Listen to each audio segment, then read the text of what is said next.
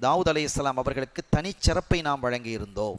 வானிலிருந்து ஒரு தங்கச் சங்கிலி பைத்துல் மக்தஸ் வரை தொங்கும். இந்த தங்கச் சங்கிலியினுடைய தன்மை என்ன அப்படின்னு கேட்டா, நோயாளிகள் அதை போய் தொட்டால் அவர்களுக்கு ஷிஃபா கிடைக்கும். ஒண்ணு, தாவூத் அலைஹிஸ்ஸலாம் அவங்களால யார் குற்றவாளி யார் சுத்தவாளி என்று தீர்ப்பு செய்ய முடியாத ஒரு இக்கட்டான நிலைமைகள் சில சூழல் ஏற்பட்டால் இந்த 2 பேரையும் அழைச்சிட்டு வந்தனர். வாதி பிரதிவாதி 2 பேரையும் கொண்டு வந்து பிடி, அந்த சங்கிலியை பிடி என்று சொன்னால் யார் சுத்தவாளியோ அவனால் சங்கிலியை பிடிக்க முடியும். யார் கெட்டவனோ பொய்யனோ அவன் பிடிக்கும் பொழுது அந்த சங்கிலி மேலே உயர்ந்துடும், அவனால் பிடிக்க முடியாது. ஒருத்தன் என்ன செஞ்சிட்டான், அடுத்தவனுடைய வைரத்தை திருடி விட்டான். விலை மதிப்பானது ஒரு வைரத்தை திருடிட்டான். அவன் மீது குற்றம் சுமத்தி அரசர்கிட்ட கொண்டு வந்தாச்சு. அரசராகவும் நபியாகவும் இருக்கக்கூடிய தாவூத் அலைஹிஸ்ஸலாம் இடத்துல வந்து முறையிடுறார், என்னுடைய வைரத்தை இவன் திருடிட்டான்.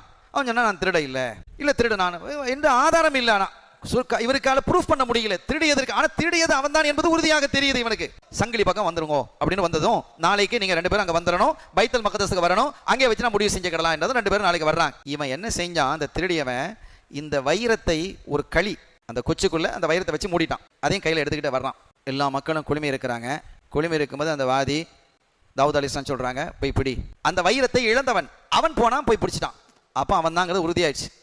இப்போ நீனும் போய் பிடி என்று சொல்லும் பொழுது இவன் என்ன செஞ்சான், இந்த கைத்தடியை அந்த வாதி இருக்கிறான்ல, இதை கொஞ்சம் பிடிச்சிக்கோ அப்படின்னு அவன் கையில் கொடுத்துட்டான். கொடுத்துட்டு நேரம் என்ன செய்யறான், போகும்போதே சொல்றான், யாரெல்லாம் இந்த வைரத்தை நான் அவனிடத்தில் ஒப்படைத்து விட்டேன் என்பதை நீ அறிவாய். ஆனால் வைரம் அதுக்குள்ள இருக்குங்கிறது யாருக்கும் தெரியாது, அல்லாஹ்வுக்கும் அவனுக்கு தானே தெரியும். கொடுத்துட்டேங்கிறது அறிவான். நேரம் போறான், அந்த சங்கிலியை பிடிக்க ஆரம்பிச்சான். எல்லாரும் குழம்பிட்டாங்க, என்னடா இது, அவனும் பிடிக்கிறான் இவனும் பிடிக்கிறான், 2 பேரும் பிடிக்கிறான். இந்த நிலை வந்த போது ஒரு குழப்பமான நிலை ஏற்பட்ட பொழுது ரப்புல் ஆலமீன் அந்த சங்கிலியை உயர்த்தி விட்டான் என்ற வரலாற்றை நாம் பார்க்க முடிகிறது.